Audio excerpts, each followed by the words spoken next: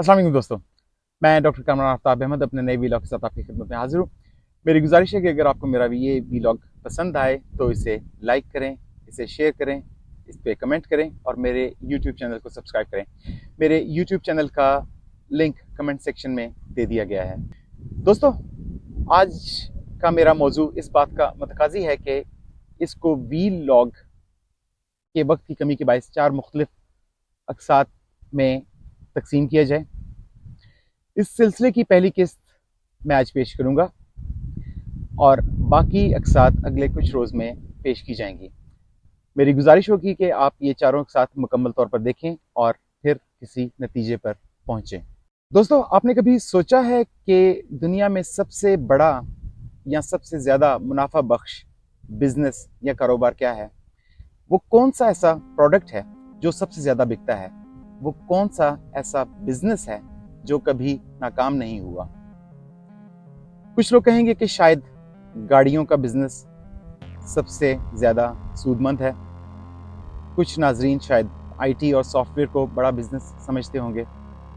कुछ लोग ये कहेंगे कि असला साजी और फौजी साजो सामान बनाना सबसे फ़ायदेमंद बिजनेस है, और कुछ का ख्याल शायद ये होगा कि फिल्म साजी में सबसे ज़्यादा पैसा है।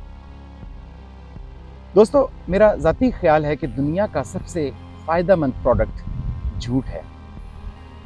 आप झूठ बनाते हैं, आप झूठ फैलाते हैं और फिर उसी झूठ को आप बेचते हैं। इस कारोबार को कभी ज़वाल नहीं आया। इस झूठ की बुनियाद पर आप फिर कोई सेकेंडरी या सानवी प्रोडक्ट बनाते हैं जिसकी बुनियाद पर आप मुआशी फ़वाइद हासिल करते हैं। इन्हीं झूठों में से एक बहुत बड़ा झूठ कॉन्स्पिरेसी थ्योरी या साजिशी नज़रियात का है। इन थ्योरीज़ को बाकायदा तैयार किया जाता है, इनकी मार्केटिंग की जाती है, इन्हें बेचा जाता है और फिर इन्हीं की बुनियाद पर सेकेंडरी प्रोडक्ट्स तैयार करके बेचे जाते हैं। आपको मिसाल से समझाने के लिए मसलन एक झूठ घड़ा जाता है कि इंसान की कुदरती जिल्द का रंग गोरा किया जा सकता है। फिर इस झूठ को इस हद तक फैलाया जाता है कि वो सच लगने लगे। इसके बाद मुख्तलिफ क्रीम्स तैयार की जाती हैं कि ये जिल्द को गोरा करेंगी और इन्हें बेचकर मुनाफा कमाया जाता है। इस मिनी सीरीज़ में मैं आपके सामने कुछ हक़ाइक़ और तारीख़ बयान करूँगा और फिर अपना तज्ज़िया पेश करूँगा।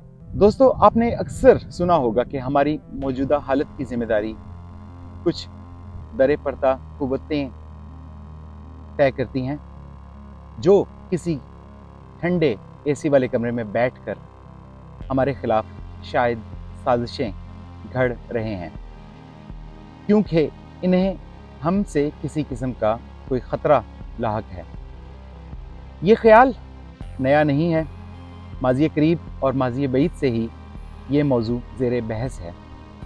इन साजिशी नज़रियात के मेन कैरेक्टर्स आम तौर पर ताकतवर ममालिक या यहूदी और सेहूनी लॉबीज़ होते हैं, जिनके ताने बाने इल्यूमिनाटी, फ्री मेसन्स और उससे पहले नाइट टेम्पलार्स से जोड़े जाते हैं। ये सब आखिर हैं कौन? क्या ये हकीकी कैरेक्टर्स थे या फिक्शन का कोई हिस्सा?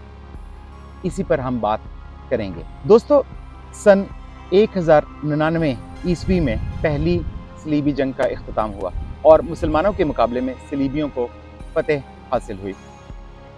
यरूशलेम पर यूं तो सलीबियों का कब्ज़ा हो चुका था, मगर मगरबी यूरोप, जिनमें आजकल के France, England, Italy, Germany, Spain के ममालिक शामिल हैं, इनसे ये शहर हज़ारों मील दूर था।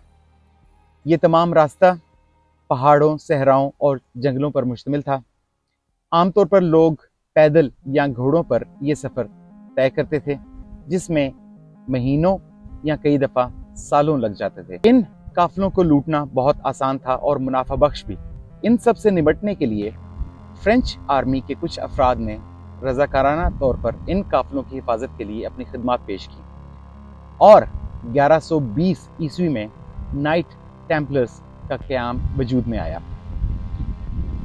یروشلم میں ہی شاہی محل کا ایک حصہ اس کام کے لیے نائٹ ٹیمپلرز کو دے دیا گیا، جہاں انہوں نے اپنا ہیڈ کوارٹر بنایا۔ یہ شاہی محل جس جگہ پر موجود تھا وہاں یہودیوں اور صلیبیوں کا خیال تھا کہ کسی زمانے میں ہیکل سلیمانی ہوا کرتا تھا۔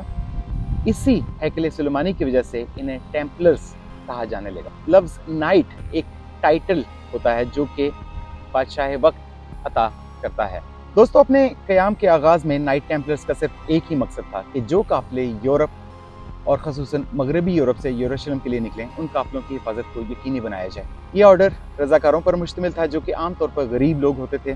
ان کا لوگو ایک گھوڑا تھا جس پر 2 لوگ بیٹھے ہوئے دکھائے جاتے تھے۔ یہ اس بات کی غمازی تھی کہ ان کے پاس اتنے پیسے بھی نہیں ہیں کہ ہر رضاکار ایک گھوڑا خرید سکے۔ اپنے قیام کے آغاز میں نائٹ ٹیمپلرز سیکیورٹی گارڈز کے طرز پر کام کرتے تھے۔ اگر کوئی قافلہ روانہ ہوتا تو یہ اس کے ساتھ ساتھ چلتے تھے۔ ایک خاص مقام پر نائٹ ٹیمپلرز کا دوسرا گروہ یہ ذمہ داری سنبھال لیتا تھا، اور پھر تیسرا۔ ان گارڈز کی تبدیلیوں کے لیے راستے میں جگہ جگہ چھوٹی چھوٹی چوکیاں بنائی گئیں جو وقت گزرنے کے ساتھ ساتھ قلعوں کی صورت اختیار کر گئیں۔ ان اقدامات سے راہزنی کے واقعات میں کمی تو آئی، مگر یہ واقعات مکمل طور پر ختم نہ ہوئے۔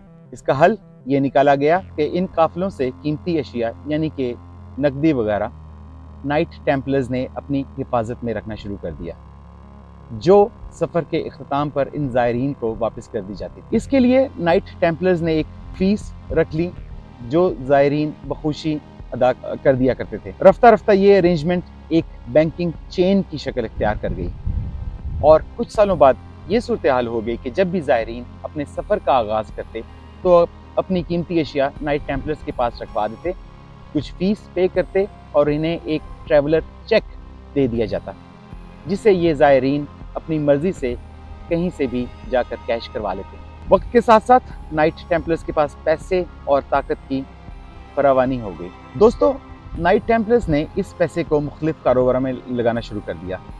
پھر انہوں نے لوگوں کو قرضے دینا شروع کر دیے، اور وقت کے ساتھ ساتھ اتنے مضبوط ہو گئے کہ اس دور کی مختلف حکومتوں کو بھی سود پر بڑے بڑے قرض فراہم کرنا شروع کر دیے۔ وقت کا پہیہ چلتا رہا اور نائٹ ٹیمپلرز مضبوط سے مضبوط تر ہوتے گئے۔ پیسے کی فراوانی کے ساتھ نائٹ ٹیمپلرز نے اپنی فوجی قوت میں بھی بہت اضافہ کیا اور بہت ساری جنگیں جیتیں۔ یہ جنگیں عام طور پر مذہب کے نام پر لڑی جاتی تھیں اور مخالف عام طور پر مسلمان فوجیں ہی ہوتی تھیں۔ یہ سلسلہ کم و بیش 200 سال تک چلتا رہا۔ اپنے عروج پر نائٹ ٹیمپلرز یورپ کے تقریباً تمام ہی ریاستوں سے زیادہ طاقتور ہو گئے۔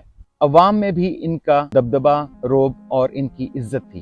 نائٹ ٹیمپلرز کی خاص بات یہ تھی کہ ان میں شامل ہونے کے لیے آپ کو سخت جان ہونے کے ساتھ ساتھ لڑائی بھڑائی اور جنگی چالوں میں بھی بہت ماہر ہونا پڑتا تھا۔ اس کے علاوہ آپ کو کٹر مذہبی بھی ہونا پڑتا تھا۔ دوستو، پھر سال آیا 1307 کا۔ دوستو، اس دور میں فرانس پر بادشاہ فلپ چہارم کی حکومت تھی۔ مسلسل صلیبی جنگوں اور خاص کر فرانس اور انگلینڈ کے مابین جنگوں کی وجہ سے فرانس کی معاشی حالت کافی خراب تھی۔ فرانس کی حکومت نائٹ ٹیمپلر سے بہت سے قرضہ جات لے چکی تھی، اور اب حالت یہ تھی کہ اس قرض کے سود کی ادائیگی کے لیے بھی فلپ چہارم کے پاس پیسے نہیں تھے۔ نائٹ ٹیمپلرز کا موازنہ آپ دور حاضر کے IMF کے ساتھ کر سکتے ہیں۔ ان کی طاقت کی وجہ سے انہوں نے بہت سارے دشمن بھی پال لیے تھے جو ان پر مختلف قسم کے الزامات لگایا کرتے تھے۔ فلپ چہارم نے اس موقع کو غنیمت جانا اور نائٹ ٹیمپلرز کو تباہ کرنے کے لیے ان پر شب خون مار دیا۔ بہت سارے لوگوں کو بغیر کسی تحقیق کے مار دیا گیا یا جلا وطن کر دیا گیا۔ نائٹ ٹیمپلرز کی ساری پراپرٹیز پر قبضہ کر لیا گیا، اور یوں ہی کچھ ہی مہینوں میں نائٹ ٹیمپلرز کا تقریباً مکمل خاتمہ ہو گیا۔ اس آرڈر کے کچھ ہی درجن افراد زندہ بچے جنہیں پرتگال اور اسکاٹ لینڈ نے پناہ دی۔ اپنی باقی ماندہ زندگی ان لوگوں نے کس طرح گزاری، اس حوالے سے ہمیں تاریخ میں زیادہ معلومات نہیں ملتی۔ بہرطور، اپنے عروج کے دور میں نائٹ ٹیمپلرز کی تعمیر کردہ عمارتیں، قلعے اور گرجا گھر آج بھی یورپ کے مختلف ممالک میں دیکھے جا سکتے ہیں۔ دوستو، اس سلسلے کی دوسری قسط کے ساتھ میں آپ کی خدمت میں جلد ہی دوبارہ حاضر ہوں گا۔ مجھے اجازت دیجیے۔ السلام علیکم۔